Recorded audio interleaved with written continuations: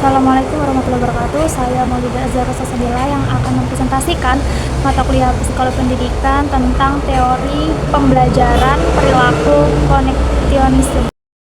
Jadi teori koneksionisme adalah teori belajar atau suatu yang menjelaskan bahwa terjadinya pembelajaran atau terjadinya suatu hubungan itu karena adanya SR. Nah, SR ini apa sih? SR adalah yaitu hubungan antara stimulus dan juga respon. Nah, stimulus ini kan berupa suatu rangsangan dari lingkungan, bisa melalui suatu persoalan atau perintah, sedangkan respon ini reaksi seseorang terhadap suatu persoalan tersebut atau suatu rangsangan tersebut. Nah, dari proses belajar inilah yang akhirnya membentuk suatu koneksi atau hubungan, yaitu antara stimulus dan juga respon melalui pembelajaran, pengulangan, dan latihan. Nah, di mana teori ini tuh dikemukakan oleh tokoh Edward Lee Thorndike yang akan kita bahas selanjutnya. Ada biografi dari tokoh yang akan kita bahas, yaitu bernama Edward Lee Thorndike, yang dimana lahir pada tahun 1874 di Amerika Serikat dan meninggal pada tahun 1949 di umurnya ke-74 tahun di New York. Nah, beliau ini seorang psikolog Amerika Serikat yang dikenal sebagai pelapor teori koneksionisme dalam pembelajaran. Nah, dalam bidang karirnya juga, Thorndike ini telah menghabiskan seluruh karirnya di Teacher College di Universitas Columbia. Nah, juga bekerja di pengembangan sumber daya manusia. Thorndike ini juga seorang anggota dewan dari Psychological Corporation dan menjabat sebagai presiden dari American Psychological Association pada tahun 1912. Nah, Thorndike ini juga dikenal melalui eksperimennya yang bernama trial and error, juga melakukan eksperimen pada hewan kucing atau kita sebut sebagai puzzle box.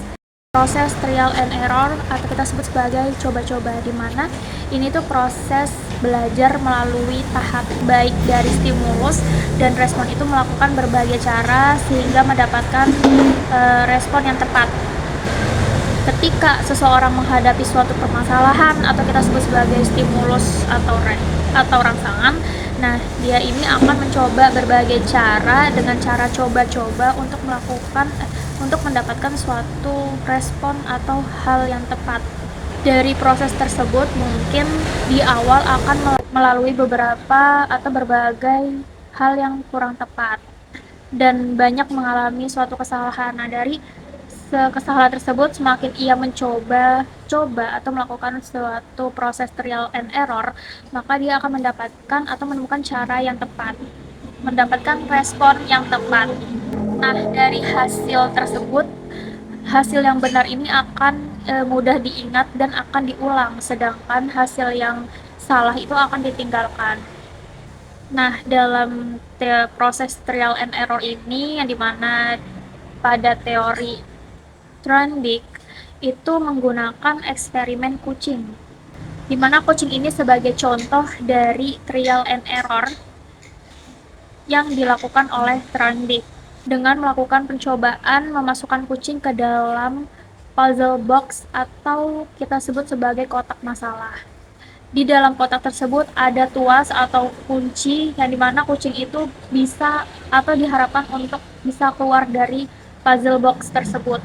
Di awal kucing tidak mengetahui cara bagaimana ia keluar, maka ia melakukan yang namanya trial and error atau proses coba-coba. Kucing akan melakukan percobaan seperti mencakar, menggigit, atau mengeong. Dari proses coba-coba tersebut, sehingga secara tidak sengaja kucing menemukan cara yang benar untuk ia bisa keluar dari puzzle box tersebut. Nah, dari cara yang telah dia dapatkan tadi, jika kucing dimasukkan kembali ke dalam puzzle box, maka dia akan mengulangi hal yang sama, hal yang benar dia lakukan agar bisa keluar dari puzzle box tersebut dan meninggalkan cara yang salah seperti mengeong atau mencakar.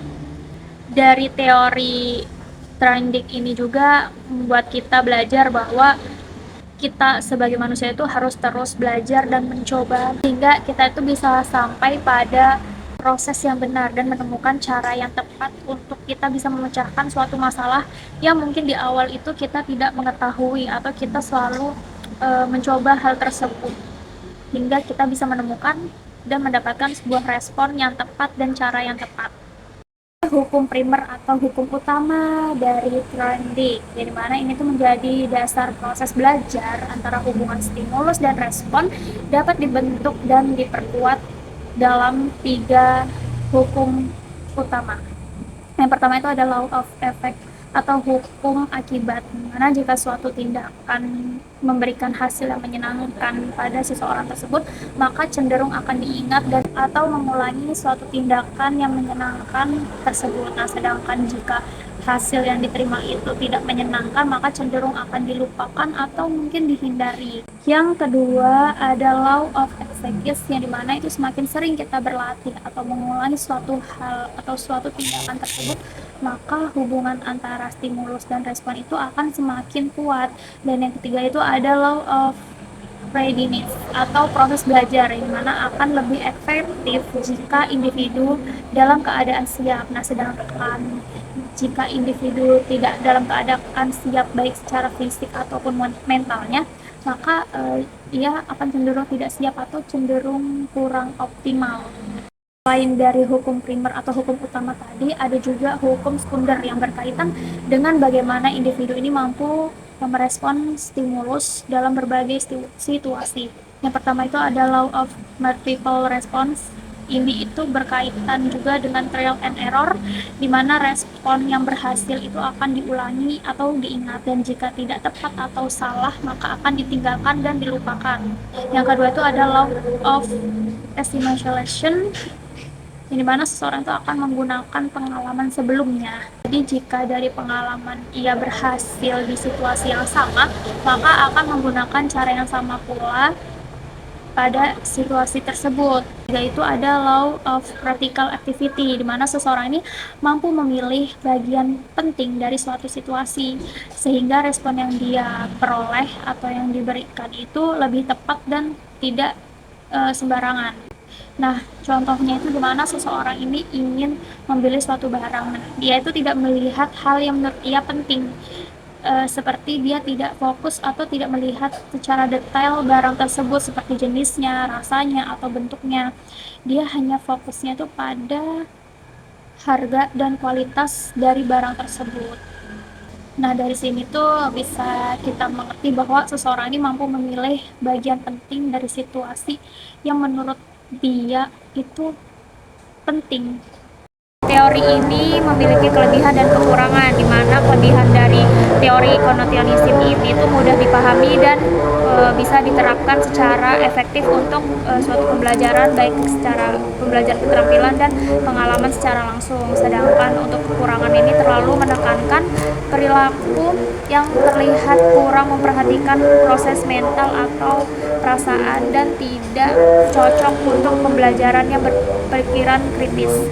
Dari teori pembelajaran perilaku konosionisme ini itu menjelaskan bahwa belajar itu merupakan proses pembentukan hubungan antara stimulus dan respon yang diperkuat melalui latihan dan pengalaman. Teori ini menekankan pentingnya penguatan dalam membentuk perilaku serta peran lingkungan dalam proses belajar. Meskipun memiliki batasan dalam menjelaskan aspek kognitif ataupun konosionismenya, namun tetap menjadikan dasar penting dalam memahami pembelajaran perilaku seseorang maupun di sekitar kita.